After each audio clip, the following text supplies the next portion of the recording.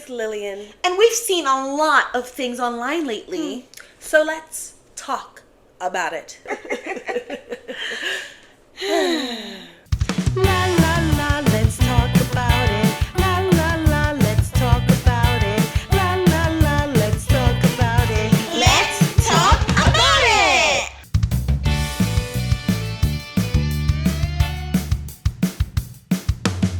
Okay, so firstly, we're going to start off with our roundup. That's right. We're going to watch a series of TikToks and we're going to discuss them. Or should I say, talk about them? Why would we even do that? Here we go. 3 signs you might have a gas leak in your apartment. Number 1, you hear a faint noise and have a ladder naturally occurring water impressionist scenarios. Duh.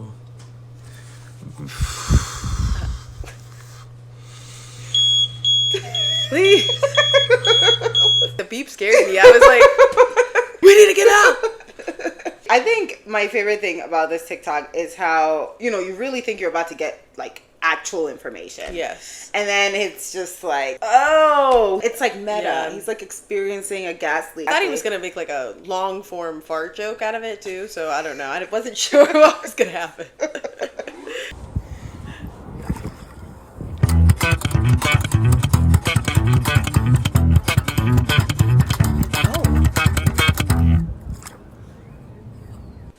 Yeah, that one tickled a part of me. No, but no, that was good. No, that was interesting. That's the kind of thing where it's like, again, try to explain that to like a Victorian child, they wouldn't get it. Yeah, and they wouldn't understand. I guess like I wonder how many takes it took to make that one. Because like it's like to perfectly have the hands at the right hands position. right, perfect spot Yeah, where it goes. Yeah, I want to know how that one was made.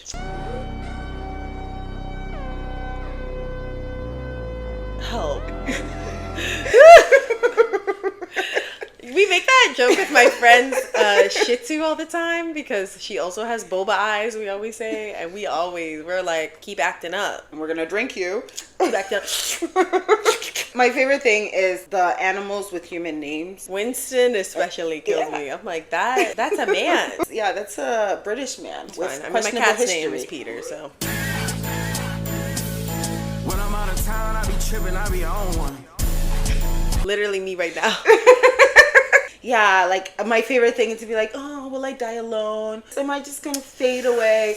And then like nobody likes me, and then somebody says, hey, not you. I think there was a sound on TikTok a few years ago that was like, God, please send me a man, any man. I'll take any man. And then the guy says, hey, he said, not you, anyone but you.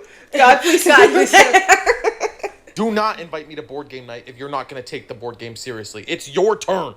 Why are you laughing and smiling and talking to other people? I have my turn planned already. I just have to sit here and wait and pretend like it's not bothering me that you're having a good time. I've analyzed the board. I've finalized my strategy. All the cards in my hand are sorted. Can you just make your move? Yeah. That's like my brother. Yeah, I mean, he really locks in depending on what we're playing. I mean, we all kind of do, but there is that sense of like, so we think we're just joking around. Like, we think we're here, we have our little drinks, and we're supposed to be having fun, but like, this is Clue. I'm being so freaking serious. Exactly. Someone died. There's nothing worse than like playing board games with someone who doesn't lock in. Like, it's just like, I'm like, what are you doing here? This is a serious game. If it's Uno. For your final wish, young master? I want Paw Patrol yogurt. Very well. A third Paw Patrol yogurt. Oh, you're taking them from my fridge? You're not even like summoning them? Oh my god. You know what? That age group, it is that. I guess like I never considered that like the genie's not always found by an adult. No, because if they showed up to where I work, like they would be like, I wish my mommy was here. And then it's like the mom just like pulls up on schedule off of her shift, like, okay, like that was such a waste. Hi, nice to meet you. I'm sorry. You thought you could hide your little secret, didn't you? You thought you could walk around thinking, no one can tell I'm on my period. Well, some of us can smell it. Guess guess your secret's not a secret anymore. I'm gonna make it everyone's problem. A person who has access to dogs, like my parents' dog, she'll do that. She'll go right up. And it's like, they're not even subtle about it. Like, they're not. Like, it's like, it'd Right, be one thing if they're just smell like in it the corner and, and you lock then- eyes and and dog, walk. it's like, I know. But then it's always like, up in your coop. Hey, what's up, Abby? I just got back from work. What you having for dinner? A bowl of milk? It's me. I do that. And you know what? Yes, I will be farting later. So you're everybody's problem. It's one small price to pay for milk. You know, you could get some Lactaid. No, I prefer to suffer and subject those around me to that suffering. Stop telling me about it. I don't care. I don't care. Like, what? I do not care. Stop telling me about it. I don't care. I literally used to perform a song, and it was called "Where Was God During Slavery?" I think I remember this. That went on for 400 years. Yeah, that sentiment really still sits with me. Subletting my apartment. I'm gonna be out of my apartment on August 14th from 11 to 11:45 a.m. Amazing location, so close to the train. You'll be sharing this with two incredible roommates, ages 68 and 71. They are my parents. They are not queer friendly, but the location is everything. You'll also be asked to take care of one very sweet cat. Jess needs to be fed and given medication once a day anally. I am asking $2,700, but that is negotiable. Definitely do $2,800. Yeah, no, and it's not like I see them often, but when I'm like on Instagram stories and somebody's posting a sublet and it's for like 2 weeks, I'm like, just accept you're gonna have to pay Exactly. the month's rent. Nobody's staying there for 2 weeks. You know the worst part? There's somebody that will take Yes. it. Oh my God. They're Somebody messing keeps it up. going. I don't know who you are, but Stop. you need to stop.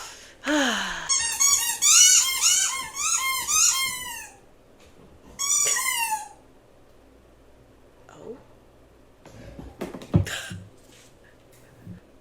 That was like a cartoon. I felt the same way of like watching like Tom and Jerry watching that. That is how it is. I mean, it's so funny because cats can't get along with dogs. Like my parents' cat gets along with the dog, but it is very that established dominance of like, no, knock it off. Knock it off. Enough. Hot take, why don't we bring back inconveniencing yourself to show up for people? You don't want to go out, but it's your friend's birthday? Show up. Like, we have gotten way too comfortable with these boundaries that we're setting. Yeah, there's obviously a balance. Like, you shouldn't have to burn yourself out, obviously.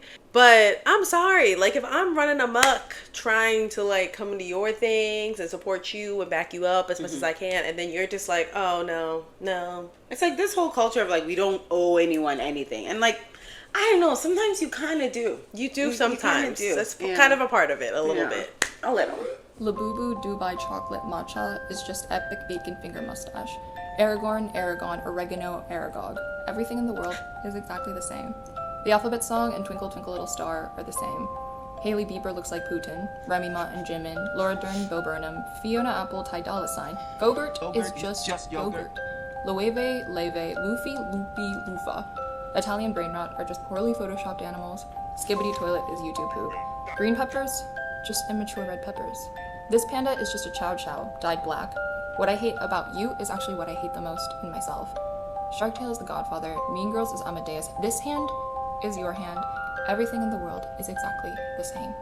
Dang. That was like slam poetry. It was. It's just so much to think about because like when you're older, you're looking at the younger generation like, ew, what are they even watching or doing? And then like you had your own cringe equivalent. Yeah, everything that's brain rot that the kids like when they're like cappuccino, like, and they're just running around, and you're like, that's weird, like that's dumb. It's like there was no difference in us listening to the Gummy Bear song or that like, hey, yeah, Or being like, video, like roar. yeah, roar. Well, that's, I love you and dinosaur.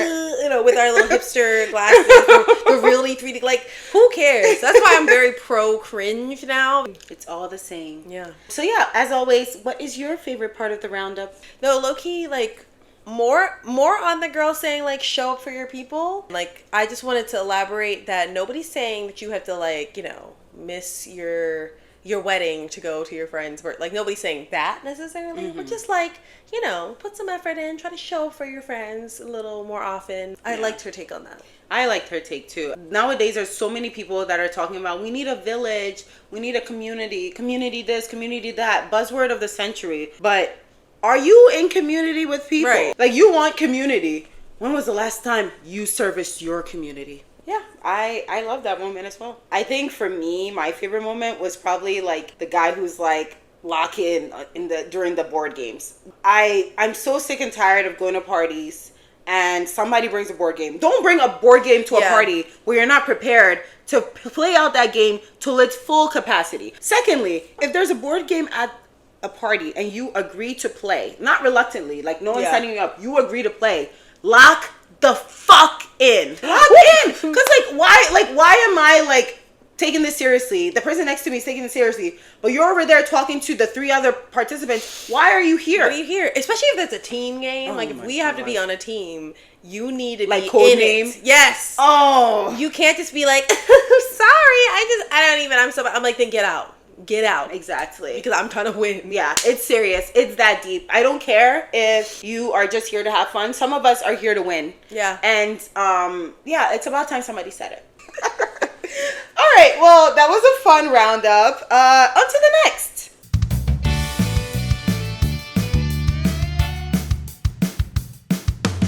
Okay, so we have the meme of the bye week, because this is a bi-weekly show. And Lily's joining us because she loves this meme, and I'm like, why the hell not? So today's meme is... You have any kids? Yes, I have one daughter. How about you? How many baby daddies do you have, if you don't mind me asking? Ellipses. I have one daughter. I understand that is she by the same father. I have one daughter. I understand that is she by the same father. I don't understand. Truly a work of art. I mean, they don't make it like that anymore. They really do not. This meme is such a throwback to old internet, like making music about just anything. Yes. And also, the conversation by itself would have went viral just alone, because that is a perplexing conversation. It is. Truly. I've seen this about 1 billion times, and every single time I'm trying to wrap my head around what he could possibly mean by... You have a daughter, I understand, but is she by the same father? I would love for this person to come out and just be like, hey, that was me. I think I know what he meant. What? You have a daughter.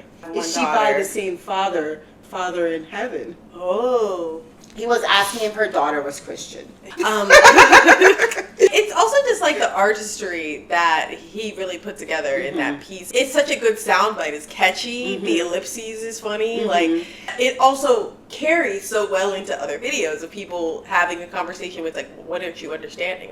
What's not clicking? It's what's not clicking. What's not clicking? I mean, that's my favorite thing about the meme is that I'm seeing so many inane conversations that people are having with other people, and they're just oh, I would bash my head over the and that man was convinced about the daughter. I'm really I just think that something was going on. Was he trolling? Maybe this is the case of someone that's I don't know, doesn't speak English as a first language. Usually a lot of these nonsensical moments, when you really come down to it, it's usually a case of bad translation. There's a miscommunication element there, and that's probably what it is initially. But it made for a really good song. That creator ate. I need to see more. I like a song sort of parody. I like the creativity that goes into that, and that works so well for a meme format of using that for insane conversation. Well, Lily, I guess it's time for us to do a little cover of this song. Oh.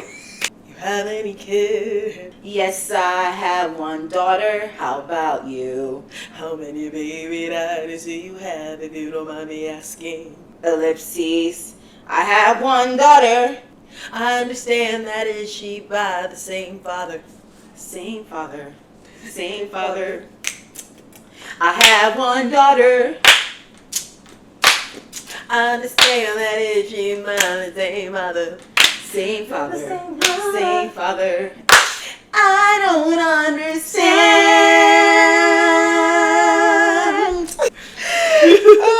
Okay, alright. On to the next.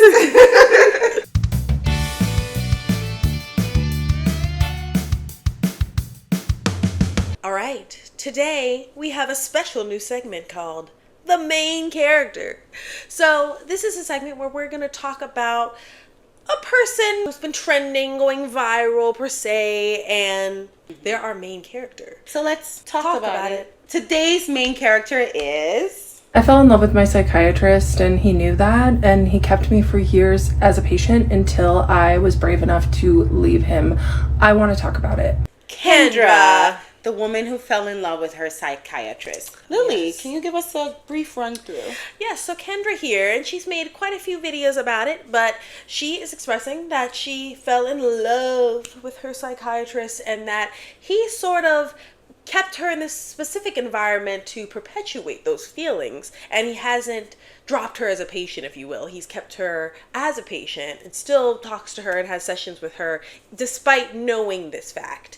So it's kind of an interesting situation to be in, and she has also told the public who this man is, so we all know, and he's not able to express his opinion on it, obviously. So everyone's sort of discussing why would she be so confident in this thought process about how she feels about him. Very interesting, but a lot of people have made many videos, parody videos, and we just sort of wanted to talk about like a little bit of the level of ethics of that, you know, sort of parodying this woman's mindset. And also some specifics about what happened between her and her psychiatrist. She noticed he was attractive right off the bat. She was like, he's cute. When she tells him intimate details about things she does with this man that she was seeing, he listens and he doesn't stop her, and she takes that as a sign of like him being aroused by it. She went on a date with another psychiatrist, and that psychiatrist told her that he fell in love with another one of his clients, and he used to pleasure himself prior to their sessions. And so she came and told her psychiatrist about it. And then she also told her psychiatrist, who she's in love with, that she had sexual dreams about him, and she told him that, and he was uncomfortable, of course. Throughout all of this, she's also consulting ChatGPT for psychological support. She had even named it Henry. And she also externally has another psychologist in all of this, a real life one, and she's 75 years old. So yeah, there are a lot of characters in this whole thing. It's a whole saga. I think one of the biggest things that is being called into question here is like obviously her mindset, her mentality. I think most people who have seen her videos are not agreeing with her that it's the psychiatrist's fault that she's in love with him, and she sees him almost as an abuser, whereas most people who are watching her 20 plus videos are saying that nothing she's describing is inappropriate or seems like he's doing anything deliberately negative. Yeah. The comments are usually sort of saying, well, it sounds like he's just doing his job and you're perceiving it entirely wrong. Whereas she is sort of painting it as like, well, no, like he's kept me around. It's manipulation. He's perpetuating this sort of dynamic of us knowing that, you know, the love is there. Like that's how she's getting it across. Whereas, of course, people in the comment section online making videos about it are pointing out, it's like, yeah, but I don't think you're on the right track at all with this. I've seen all sorts of takes on this situation. Somebody said maybe it has something to do with like race, because she's white and her psychiatrist is South Asian, and there's this like default mentality with white women where they think that they're desirable instantly by men of color.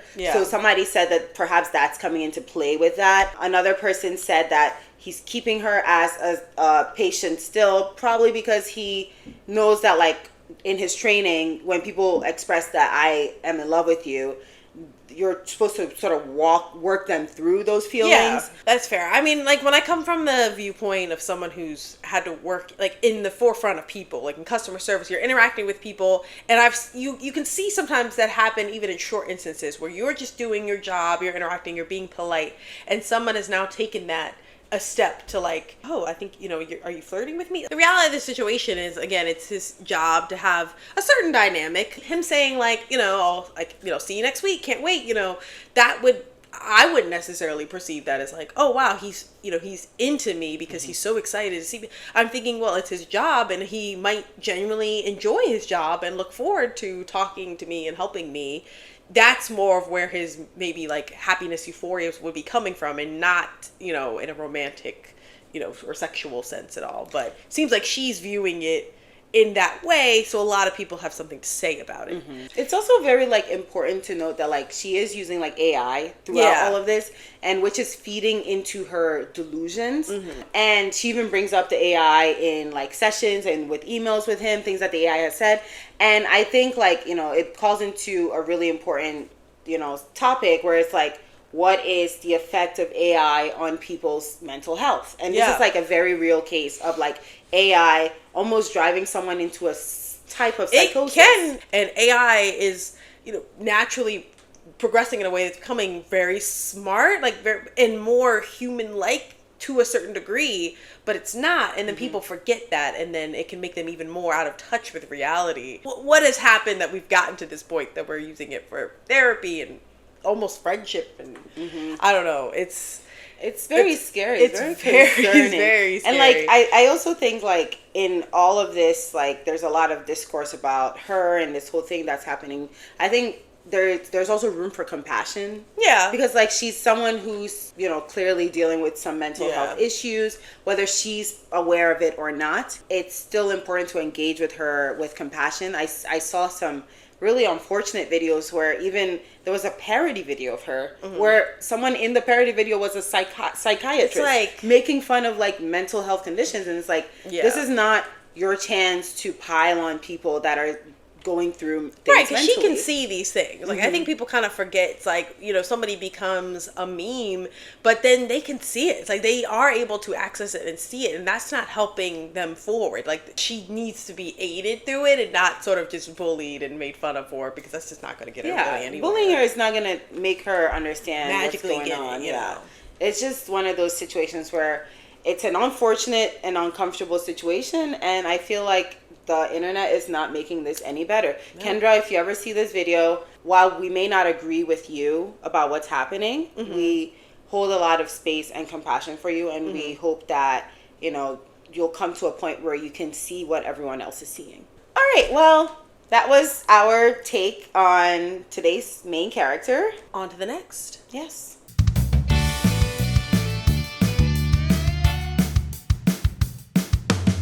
Okay. Welcome to a new segment we like to call Elephant in the Room. We basically are just gonna talk about a topic, and this topic is usually one that's just always in the zeitgeist. We're pulling it from the zeitgeist and we're putting our opinions to it.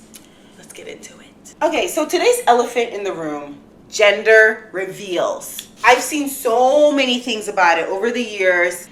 I don't have a single positive thing to say about gender reveals. I don't. Firstly, I don't understand why it has to be a big thing to reveal the gender of your child. If you're having a baby shower, it's a boy, it's a girl. Like, just say that so the guests know what kind of gifts to get or whatever. To me, the idea of even having it kind of just diminishes the fact that, like, you should just be celebrating that you're having a child, period. Like, it's a big deal. Some people can't at all. Some people, it takes a lot of work. It's kind of a miracle, so I think that alone should be celebrated. And I think for me, too, the worst part about gender reveals is, like, the ways in which people go about revealing the gender of their child. It's one thing to be like, okay, I want to surprise everyone that I'm having a girl. Fine, whatever. I don't agree with it, but go ahead. Right. But it's another thing to be like, I'm going to blow up a bunch of boxes and it's gonna turn pink, and that's how you know I have a girl. And then start a wildfire. Yeah, that's why so many wildfires. It's like, if I have to read another article about it, there's no way to not be embarrassed. Like, you should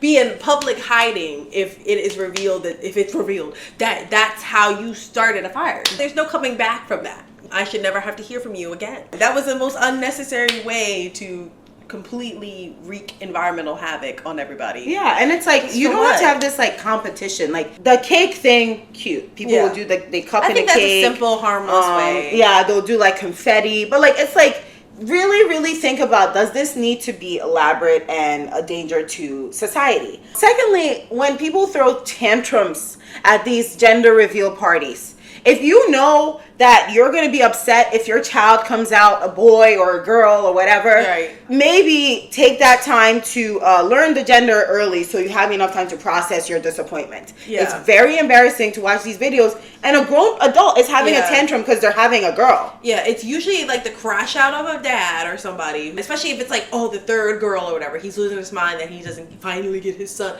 It's 2025, okay?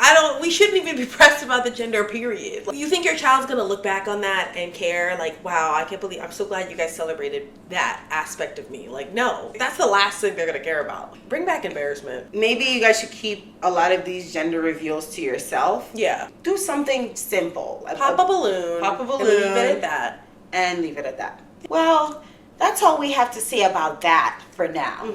On to the next segment.